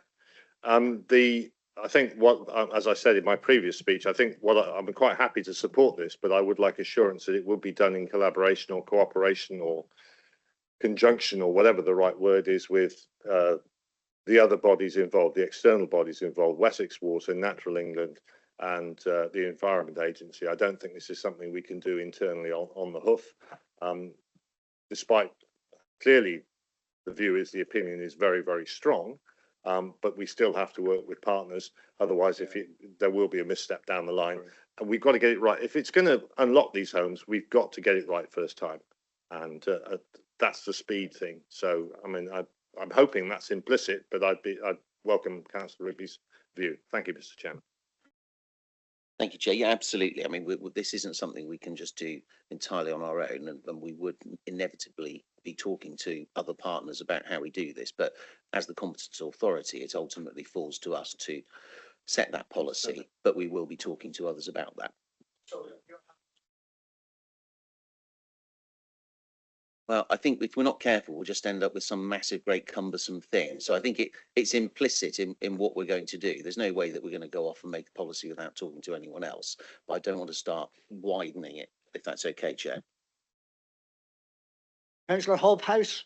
Thank you, Tony. Mr. Chairman, actually, Councillor Rigby has made the point that this authority is in charge and everybody else is not partners. They are advisors, and we either have to accept or not accept their advice, but we are in a position legally not to accept it if we wish to.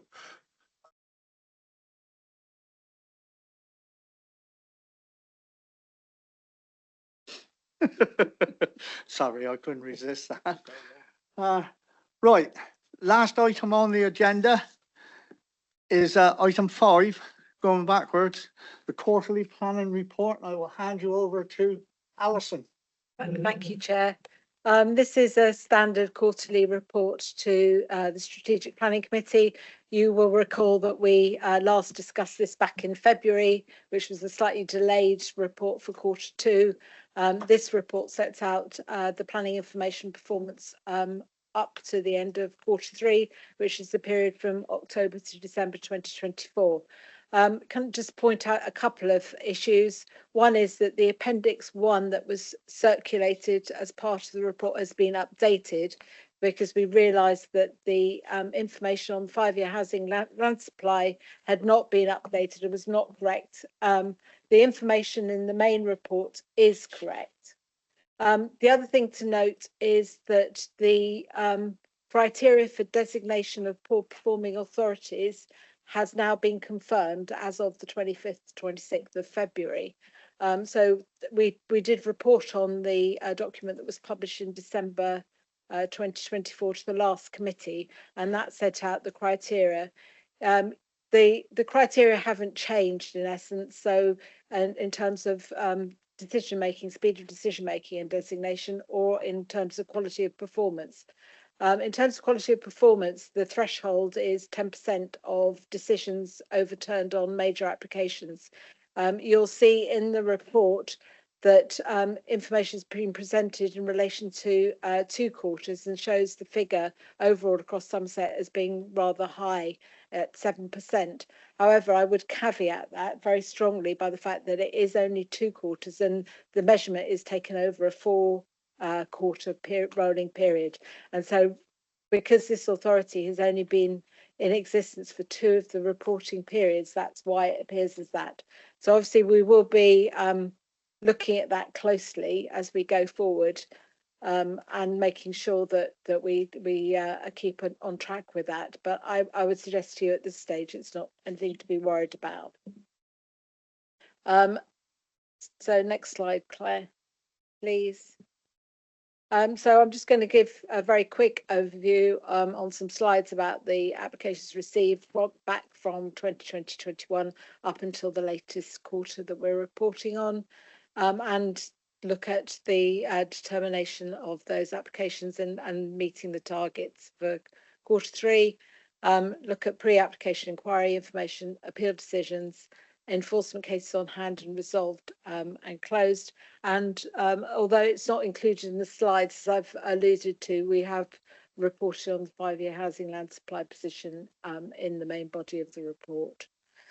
So that just shows a picture of the applications received by quarter, and you'll see overall, and this follows the national trend, the numbers of applications being received has been on a slightly downward trend, I would suggest, across all, with some obviously peaks and troughs.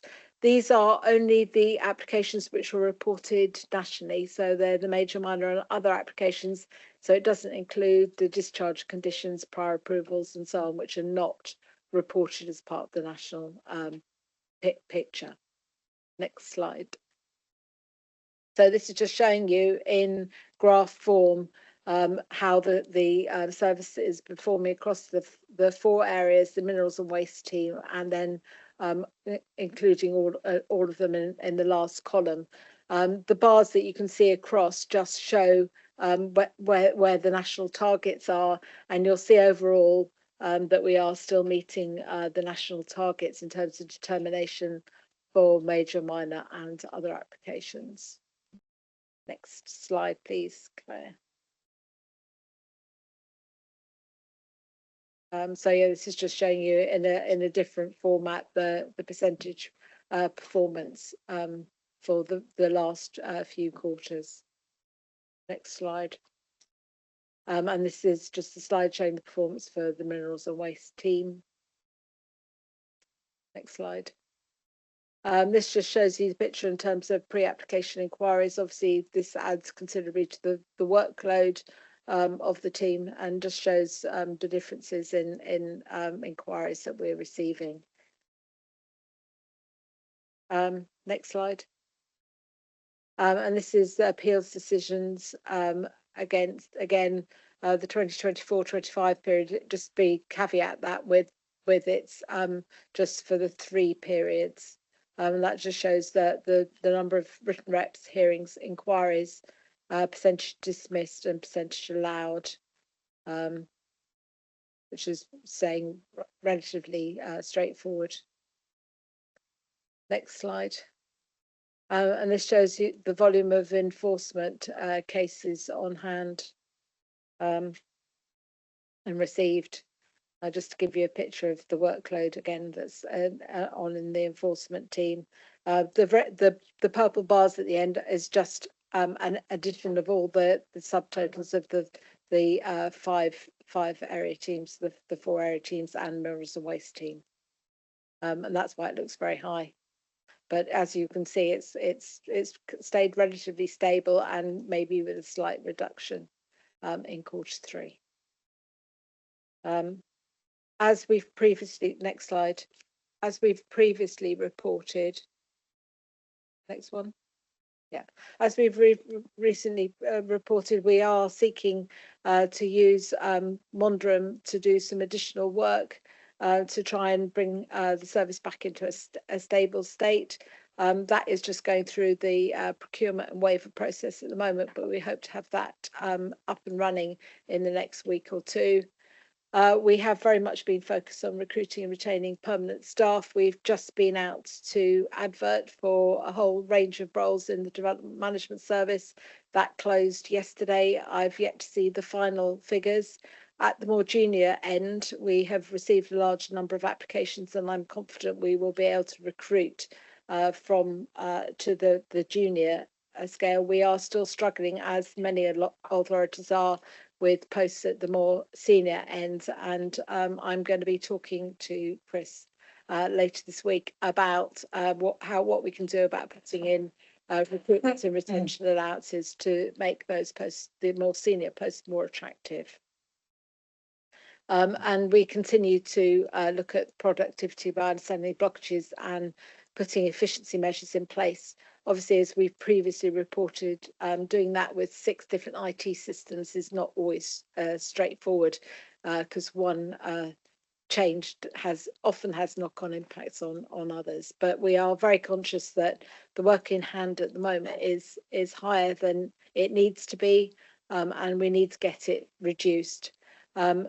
We have been successful at full council in the pressure bid and in putting back more resource back, particularly into the Development Management Service. And we are also retaining some additional staff over and above the establishment for the first 6 months of the next financial year in order to try and get us back into a steady state. Thank you, Chair.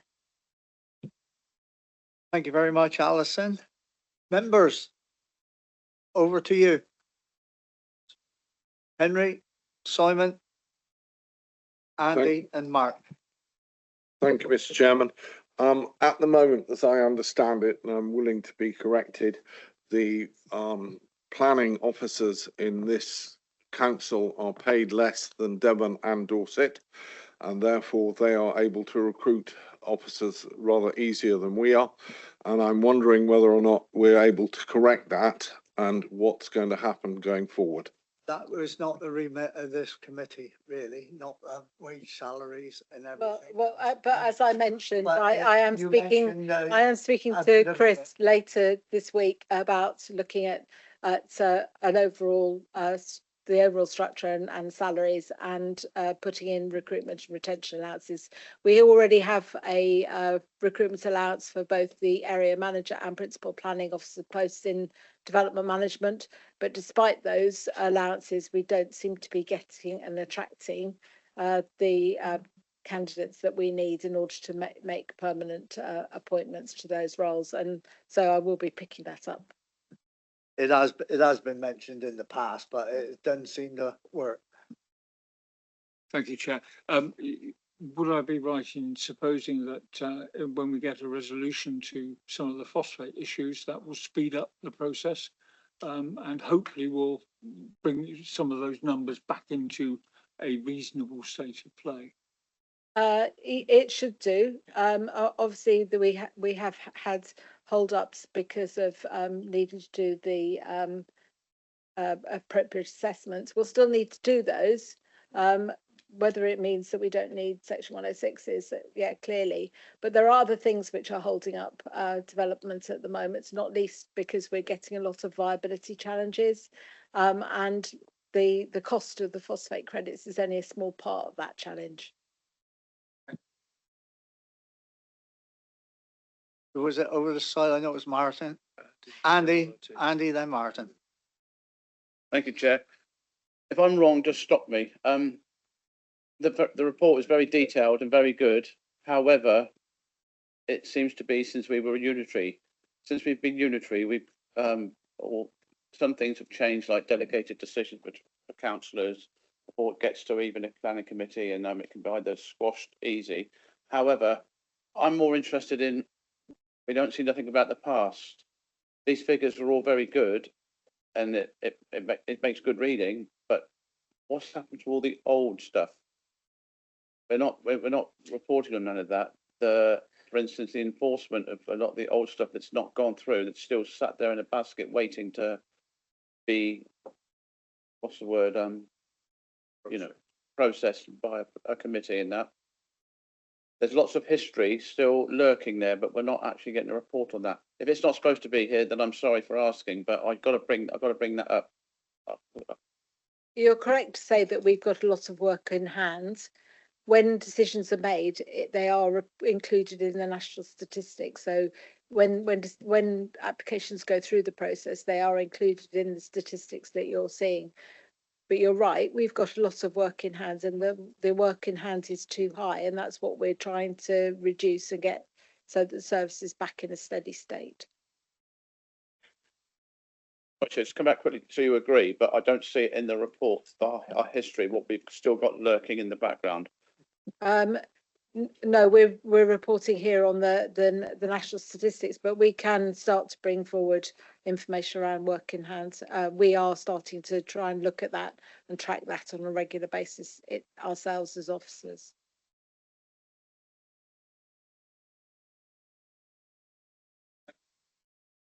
No one saw, no one come, well, they did actually, someone come in right at the start, but you ignored them. Martin. It wasn't on that, but on that very point, it's something I've brought up in the past, and I find it difficult to, when there's a number, and we don't know what that number is, of old applications. It's interesting that you've just said that when we actually manage to deal with these old ones, we then lump them into the government statistics to make us look better. And all right, that's fine. I understand that what we're doing, but it would be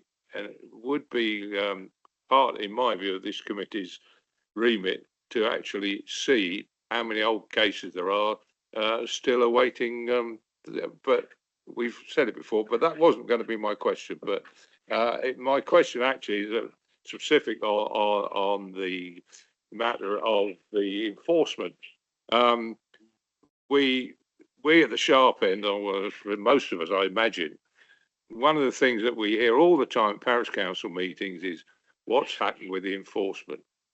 And all the time we have to shake our heads and say, well, unfortunately, there's a big backlog and they haven't been dealt with. I mean, quite frankly, in some of my cases on my ward, they've been there so long, and not this council's fault, I might add. This is a historic from SSDC, but they've been there so long, over 10 years, I think, that they now get knocking them off now and saying, well, we're not going to deal with them anymore. And this isn't the position we should be in as councillors, to have to go and front up what is a fault of this council. And although it's an inherited fault, it is still something which is causing grave concern, certainly to the parishes which I represent. So anything that can be done, and you said things are improving, anything that can be done to improve even further would be more than welcome, is important in my view. Thank you. Your comments in relation to the south area are noted. We are trying to triage all enforcement complaints in accordance with the enforcement policy that members approved back in February 2023. So obviously those policies, where those complaints where there is no evidence of significant harm are not being dealt with because we simply don't have the resources. As you know, enforcement activity is discretionary. We're prioritising the most urgent and those complaints which are leading to most serious harm in accordance with the policy. But I will take it away. We are looking at the old complaints to make sure that they don't just sit there without a resolution one way or the other. Thank you, Martin. All right. Thank you, Chairman. Just going back on the enforcement issues, there is a case in mine and Phillips division where people are operating without any permission whatsoever and probably has a good cause according to themselves, but it is a very commercial operation out in a rural location. Now, when the farmer up the road says, can I put up a holiday let? No, there's too much traffic, it's too busy, it's too dangerous. Yet we've got this commercial operation operating without any planning conditions whatsoever. That's one issue with enforcement. But when people complain about it, they say, well, it's in hand and we look at it. And the idea is if we kick it down the road far enough, they will get permission anyway. And I think these people need better looking after than just leave it. So I think enforcement is an issue that needs taken up and provided a bit more strongly in certain cases, not in every case. And the other thing I'd just like to ask Alison, the percentage that doesn't make your target, are they held up because of good planning reasons, or are they held up because of legal reasons, or are they even held up by people outside of your control? Thank you, Barry. So in relation to the statistics you see, those are the statistics at the point of decision. So the percentage that don't meet the target don't meet it for a number of reasons. Sometimes because the applicants haven't agreed to an extension of time. Sometimes because we've been held up waiting for statutory consultee comments, which we believe are critical to the decision. Sometimes because there are just a lot of negotiations that need to take place. There's a whole range of reasons why applications get held up. Thank you for that, Andy. Yeah, thank you. Just to follow on actually from what Barry was saying, in my division there was a building put up without planning permission. It was then reported and it was then given retrospective or looked at retrospectively, and the permission was refused. Now that is going on well past the 6 months appeal process. So I'm just wondering, I know that enforcement's discretionary, but once we've refused an application, surely then that enforcement becomes necessary. Well, obviously we look at each case on its individual merits. If you want to tell me about that outside the meeting, I'll have a look at that specific one for you, but I can't comment otherwise. Okay.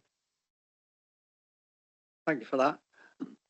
Just before we go to the recommendations, which is to note the report, I've just got one item there, which I'm asked by quite a few little local councils, the parish councils and what have you.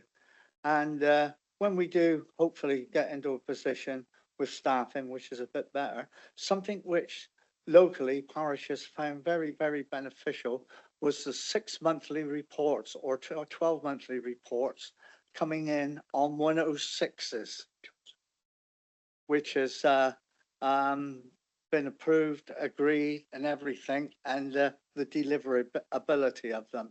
There's they feel that there is no track, and a lot of 106s are missed out on being delivered because of lack of knowledge of when the dates and everything. And that's not just in one specific area, that is in quite a few different areas. And I think it's important that it's when we do get to such a stage that I know in South, that is one thing we did used to have a dedicated officer. They're in Kate's too, And right, perhaps Kate can answer that. But first I will go to Dawn Johnson online. Thank you. Many thanks, Chair. I would add to that some data on where SIL monies have been particularly earmarked within a planning application, that we get that information as to the follow through on that SIL money being allocated and used.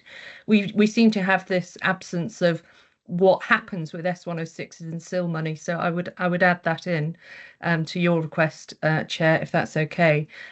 My question relates to the number of planning applications that are going to appeal and not supported by the council at appeal.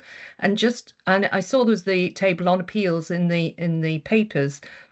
What it doesn't say is how many the council are actually representing at. And I know for residents who've worked really hard on objecting to a planning application, to suddenly find that the council have taken a decision not to attend or appear or follow through, it's really distressing for them, and they're really confused as to why that's happening. I just wondered who's making those decisions, and are councillors involved in those decisions in any way, shape or form? So those decisions are being made by the monitoring officer on the basis of a report from officers backed up most generally by council's advice. These pertain to decisions that were made prior to the changes in the National Planning Policy Framework in December. So you will recall the National Planning Policy Framework in December changed the basis of decision making, and changed in particular our 5-year housing land supply by the introduction of the new housing requirements. And that's meant in many areas we've not got a 5-year housing land supply, where previously when the original decision was made by the council, we did. And in those circumstances where the tilted balance applies, we've had to re-look at those decisions and decide whether or not the council should offer evidence on that basis. The decisions have been taken in conjunction with the portfolio holder who's been advised of them, and generally consultation with the relevant chair of the planning committee and vice chair and the divisional members being informed before the final decision is taken. Offering no evidence from the council doesn't mean to say that local representations can't be made to the inspector, and the council's continued to be involved in discussions around Section 106 and planning conditions on those applications. I'm going to pass over to Kate, because Kate will pick up the point about SIL. Thank you. So in terms of SIL and Section 106 spend, the council publishes that annually in what's called an infrastructure funding statement, and that's all published and made available on the council's website. There is a legacy issue with some of the former district areas that in terms of the backlog of monitoring Section 106s, and we recognise that there's been some resourcing issues in the team, and we're working to clear that backlog. We're now all using a single monitoring system using Exacom, which is meaning that trigger points for Section 106 are more easily able to be monitored and developers chased up. But we are aware of some kind of legacy issues from some of the former districts that we're seeking to resolve at the moment.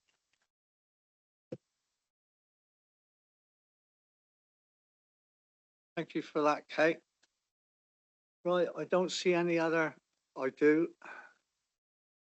Councillor Ham.